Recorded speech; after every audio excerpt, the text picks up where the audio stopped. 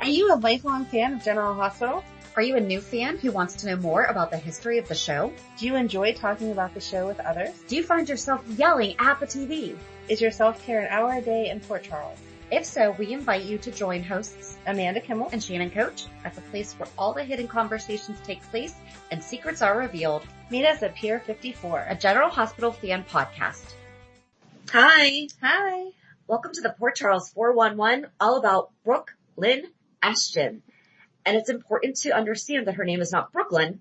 It's Right. Brook, space, Lynn, which a lot of people put together. Which, I mean, rightfully so. She is named after the city, so. And they don't usually refer to her as Brooke. They refer to her as Brooklyn. Correct. So, as we mentioned on Monday's recap, we weren't 100% certain if we were going to be doing the show today because of the preemptions pushing back things, but we were pleasantly surprised that she showed up on Monday as scheduled. Yep. And was named on Tuesday's episode. Yeah. Because that would have been tricky to do. Oh, right. Yeah. We still would have done it, I think. Yeah, because we can explain to you who she is Well, if you didn't know. But we also hate doing spoilers. And you told me that she was coming back. I had no clue. I'm sorry. I had no clue. It popped up on my Facebook as some random ad from some company I'd never seen before. And then I could not read it. It was right there. Right. So. Well, cause like, we're trying to figure out who we're gonna do, and you're like, you probably already know, and I'm just thinking, like, who's coming back? And that one I was not expecting at all. Yes. But I asked you before I spoiled it for you. You did. I wasn't gonna You be your absolutely spoiler. did. You absolutely did. So I appreciate that. You're welcome. So there you go. Amanda's gonna get us started. Yep, I'll get us started on how Brooke got into Port Charles, born into Port Charles. Brook Lynn Ashton, born 1996 and then revised to 1986, which is a huge freaking leap if you ask me. Lulu was 10 years too, right? Yes. And it's too many. But anyway, was named after Brooklyn, New York, in case you hadn't guessed that, where her mother and father had spent many happy times together. But at the time of her birth, Brooke's parents were estranged. Lois Cirillo had returned to her family in Bensonhurst after she realized she didn't want her daughter growing up around the Quartermains. Which I feel like, how did you have a baby with him? I know he was Eddie Main, but still, you were There was something going on around that time, though. Enough that you should have thought of that before you got pregnant. I don't remember. I don't either. Because I feel like there was something significant happening that she was like, yeah, you know what? We should do Ned's Great Love. And then we would have to talk about Lois. I mean, we could just talk about Lois because we talked about her with Jax. Yes. But unless they surprise us with her coming back, we have no real reason to get into it. It would be so amazing to see her and Olivia throw down. Oh, that would be so good. Oh. So good. Could you picture the two? And we're talking Rena Sofer, not recast. Right. So Rena Sofer going up against Lisa, and I can't pronounce her last name. Olivia. The woman who plays Olivia. Oh my God. Would be gosh. amazing. That would be. Because they grew up together. They knew each other. So. That would be We're fun. writing storylines. Because we like to do that. Yep. Okay, continue. Sorry. Her feelings were cemented after Ned Quartermain failed in his attempts to make Lois and their record business his first priority. He returned to ELQ Enterprises and Lois returned to her family. Lois brought Brooke to meet Ned a few months after she was born. Although Lois claimed she hadn't come to reconcile with Ned, it was clear Lois and Ned were still in love with each other. But after she overheard him blackmailing his cousin Justice, Lois left town with her daughter. Ned saw his daughter on birthdays and introduced her to Chloe Morgan when he was married to her. Which was a fake marriage. Yep. Brooke adored Chloe and was none too thrilled to learn several months later that Alexis Davis had become Ned's new love. She later came to like Alexis, but couldn't understand what was happening when Alexis left her father at the altar. This was aged up, Brooke? Yeah, no. This was correct age. They're okay. Like just filling in, that's kind of her background of how, whatever. So then she shows back up again in early 2014 using Lynn as her name. After haunting L&B's studio, which was Lois and Brenda. Yes. Oh, we have to do something on that too. We do. Haunting L&B's studio with her talented singing voice, she becomes friends with Georgie Jones and Dylan Quartermain, who was unaware that Dylan Quartermain was her uncle, which is weird. Oh. See? When my brain was like, that sentence isn't right, but it is. It is. Oh. The sentence is, Impressed by her voice, they persuaded her to record a demo tape, but Lynn remained adamant that she only sang for the joy of it and didn't want to profit from it, which was something her mother wanted her to do. Lynn's true identity and ties to the Quartermaines came out after a man claiming to be her father attempted to take her home to her mother.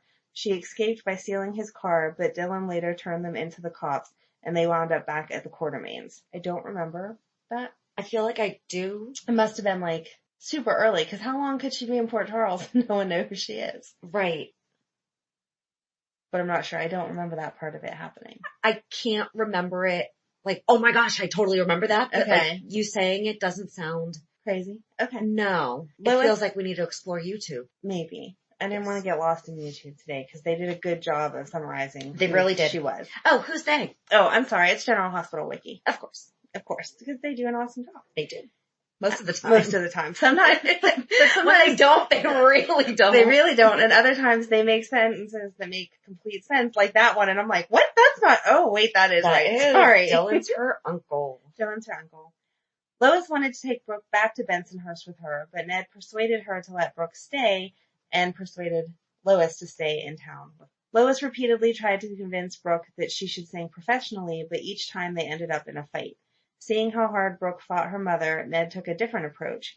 He persuaded her to sing with him just for fun, but she remained strongly opposed to singing professionally. She was even willing to let Sage sing one of her songs rather than sing it herself. I loved Sage. Aww. Mother and daughter had the same idea of bringing Edward Quartermaine roses after Lila Quartermaine died, each of them regretting the fact that Brooke never got to know Lila. Brooke finally sang for a crowd at her great-grandmother's funeral. Later, she misinterpreted the situation when Lois tried to convey how proud she was of her daughter. Believing that Lois wanted to capitalize on the event, Brooke yelled at Lois, who took off, hurt by her daughter's words. Brooke's relationship with her mother continued to go poorly as Lois became involved with Lorenzo Alcazar.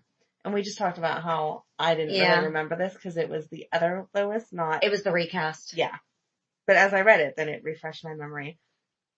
Brooke and Sage was Alcazar's niece. Yes. Yes. Thank you. Sorry. I should have said No, that. that's okay. Brooke hated that her mother would date a thug when she was always told not to. In an attempt to give her mother a taste of her own medicine, Brooke began getting cozy with Diego Alcazar, Courtney Jax's foster child. Diego had made his desire to work for Sonny obvious to anyone who would listen, and Lois wasn't a fool. Diego and Brooke grew closer when Brooke walked in on her mother and Lorenzo shortly after the two had made love. Enraged, Brooke ran away with Diego, where the two escaped to Mexico to find Diego's sister, Maria. Georgie and Dylan accompanied the duo, and the four were arrested when Maria denied knowing Diego and let her fiancé arrest the group of teenagers. She later had them released and warned Diego to get out of Port Charles. Brooke and Diego then began their mission to discover why Maria didn't want Diego in Port Charles. Working together, they determined that Sonny must have killed Diego's father, and Diego decided to find out why. Dressing as a delivery girl, Brooke attempted to divert Max. I love Max. Max's attention while Diego tried to break into Sonny's apartment. Sam caught the two before they could enter the apartment. Jason agreed to help Diego find out if Sonny had anything to do with the murder of Diego's father, and Courtney arrived to bring the two home. Diego and Brook Lynn did not last long because he soon developed an interest in Maxie Jones. Everyone wanted Maxie. Yeah. Poor Georgie. No wonder she was so... Dylan wanted Georgie. I know he did, but no wonder she was so longing for a relationship because everybody wanted Maxie. Well, she was the smart bookworm. Yeah. Yeah. And Maxie was not. She wasn't the nerd that Georgie was. True. I'm not saying I don't understand why. I'm not saying Maxie's dumb. I'm just saying that Georgie was the nerd. Yes. And I loved her. Yes. I wish they hadn't killed her. I know. Can we bring her back from the dead, please? That would be great. I don't see how they would ever do that, but that would be great. Well, she came back for the 50th, didn't she? As a guest? It's like a memory, yeah. Yeah. Yep. Sorry. Him wanting Maxie left Brook Lynn out in the cold. After graduating high school, Brook Lynn enrolled at Port Charles University and ended up having Maxie as a roommate. After being drugged at a party, Brooke learned that there were nude pictures of her circulating on the internet and elsewhere. She began to suspect that Diego was her stalker, but he kept coming up with all the right answers for every one of her questions. Ultimately, Brooke learned that her suspicions were right. Diego had indeed been stalking her as payback for what Brook Lynn and the others had done to Sage. A short while later, Brook Lynn decided to leave Port Charles and join her mother in New York so she could pursue her music career. And that is where it stops. So I was just thinking of something. Yes. Disney Plus is out now, Yep. and we got it. They have a lot of old TV shows. Oh. So like DuckTales is on there, Gummy Bears. Being that Disney owns ABC, wouldn't it be awesome Oh, that would be if they could amazing. figure out a way to give us 57 years of General Hospital? Oh. I'm going to write them a note. We would have to do nothing but sit around and watch it. I know! All day, every If they day. could figure it out by this weekend, so when I have my surgery, I could just be in heaven. No, because then you'll be calling me. Do you know that in 1970, blah, blah, blah, and I'll be like, no, Shannon, remember, I wasn't born then either. You'll just have to cancel your weekend and Watch all of General Hospital. Yeah. I don't think they're going to do that for us, but that's a great idea. No, yeah, maybe. All right, so So you're picking up where she pops back in again Yep. in 2010. in 2010, so you just did 2004 to 2006. So they did age her up a little bit for that. It just says Because she would have been 11. They changed her birthday. They make it sound like it was one fell swoop. Originally, she was born in 96, and then they turned it around to she was born in 86, which makes her currently 33 instead of 23. So they Which is a probably would have huge- aged when your story started. It must have been, because she shouldn't have been the right age to be hanging out with Maxie and them if she was just Right. born in, Yeah. yeah. Yep. Okay. So, and she didn't really do a lot when she was a baby because like we said, she was born off campus. So Right. Yeah, and they didn't let Ned have her except for birthdays and stuff. That was Yep. why I tried to keep that in the background so that you knew that you only saw her for important stuff. yeah, like most of the babies anyway.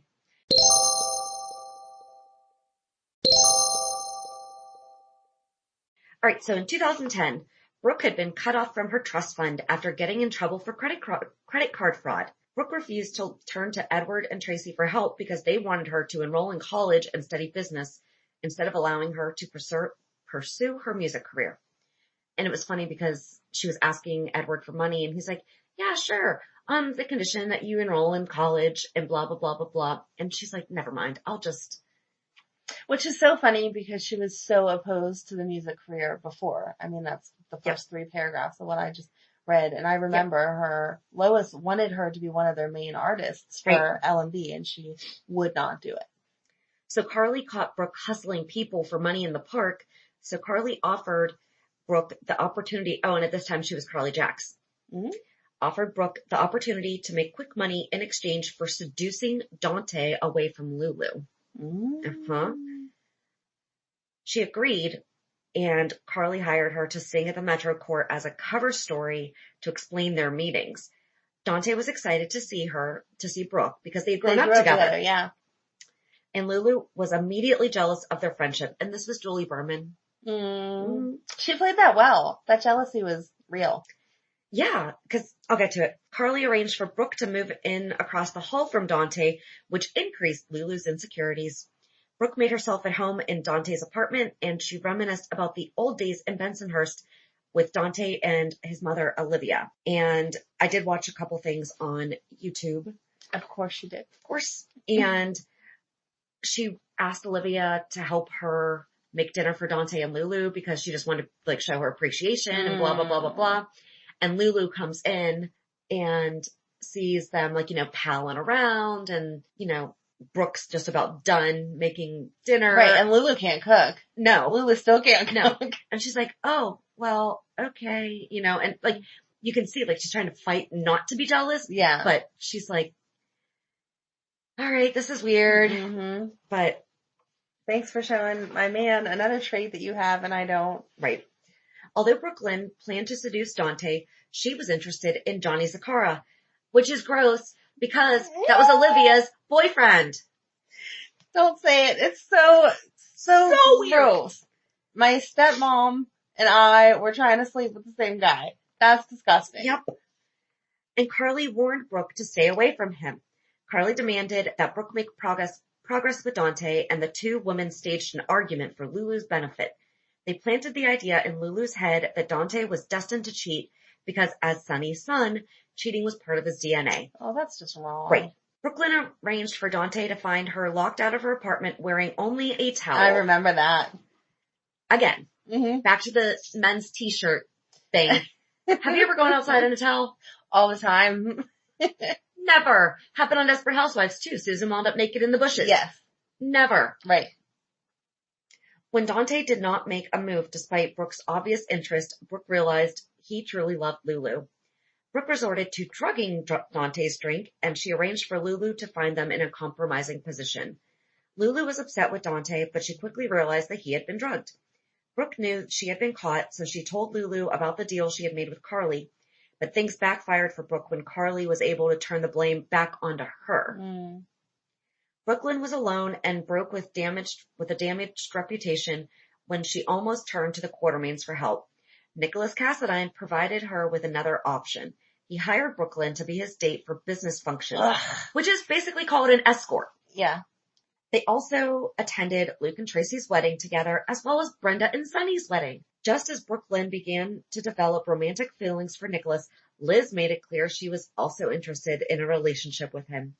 Nikolas and Liz had a child together named Aiden, and Liz used their son to get closer to Nikolas. Every time Nikolas and Brook started to get close, Liz interrupted them. When Liz arranged a special dinner for Nikolas, Brook conveniently got a flat tire in front of Liz's house. Nikolas thanked Brook for causing his evening with Liz to end early. Nikolas and Brook Lynn admitted that they had feelings for one another and made love. Liz walked in on an intimate moment between them and decided Aiden could not spend time at Windermere if Brook was present.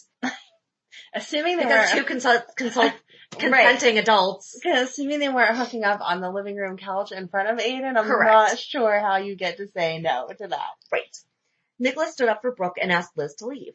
When Elizabeth's son, Jake, was killed after being hit by a car, Nikolas knew he needed to focus on helping Lucky and Liz grieve instead of his relationship with Brook Lynn. Nikolas encouraged Brook to pursue the offer she had to tour with a Latin band. Do you know how fun that would have been? Because Lois used to manage Miguel. Ricky Martin! That would have been amazing. That would have been amazing. If that was, okay. Nikolas and Brook both wished the timing and circumstances had been different and parted as friends.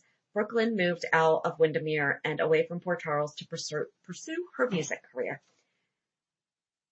I wonder if that was Ricky Martin's band, or if it was Miguel's band. Has he ever been mentioned again? Not that I remember. Okay. He should be, though, because that was so good. It was. Which brings us to present day. And, I mean, she's only been on for 2 days, so like, there's nothing to be written about.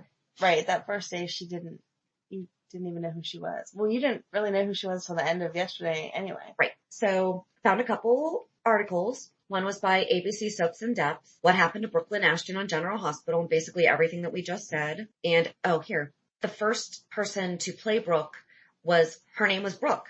Yes. Ratting, when the character was first introduced. 96 to 01, yeah. Yep. And then she was written out in 2001, returned in 2004, played by Adrienne Leone.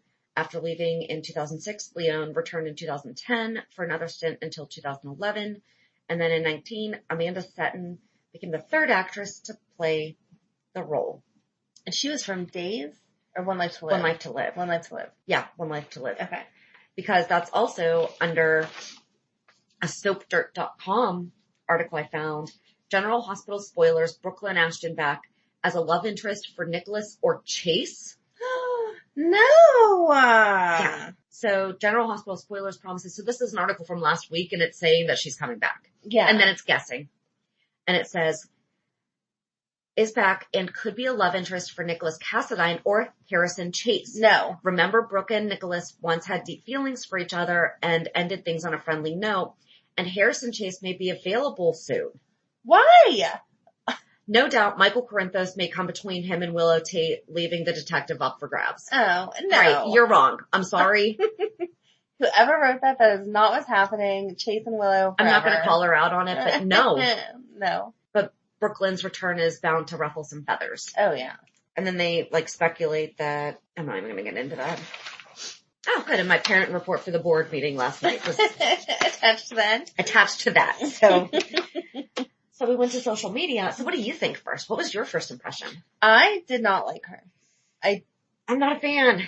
No. First of all, Julian is way too old for her, and she was way too flirty with him. And I thought for a second that she was there because she knew that Olivia had tried to buy the bar and he backed out, and she was just kind of scoping things out and gonna make trouble in that way. But she really did seem like she had no idea that that had gone on. And it would make sense that she wouldn't know because the way that we see it, she doesn't really talk to Ned that often. Right. So how would she know that? And there was really no other reason for her to be so cozying up to him. Right. So I read somewhere, and someone said it, obviously, because I read it. Somebody said they thought it was Kendra, but just recast, because they didn't do an introduction. They didn't. And yeah, they do look similar. And their age is similar now that they've aged her up to 33. We went on Instagram, and I just posted, first impressions tell us below. Passerelle Robin, I read that's the new Brooklyn, Ned's daughter. Becky_meme, not so much bratty already. Uh-huh. Mm-hmm. Jenny girl, she's cool and will shake up certain people. True. Love Shay, not acting like Ned's daughter. Maybe Sunny's daughter I could accept. I don't know. Sunny, if he had a daughter that had gone away, I could see her coming back acting like that. Not a daughter that Sunny had a real hand in raising. Miss Ethel 2002 didn't think she would be that young, and I said she was actually aged up 10 years when we last saw her, so she should be in her early 20s, but now she's early 30s. And yeah, she's essentially the same age as Maxie and them, because that was all if she went to school with Maxie last time she was here. Abby 57, that's Brooklyn. Why is she acting self-righteous? LOL, Brooklyn was nice. And then a lot of people, divorced_traveler, if it's Ned's daughter and they have her sleep with Julian, everything is going to hit the ceiling. Correct. Yeah.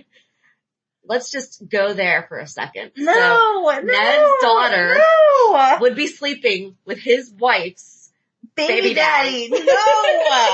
That's disgusting. Hansen 55, she's acting like Brooklyn. Actually, she's acting like her mother, whose name escapes me right now. Her mom was unbelievably windy and sassy at the same time with a heavy New York accent. And we're like, Lois!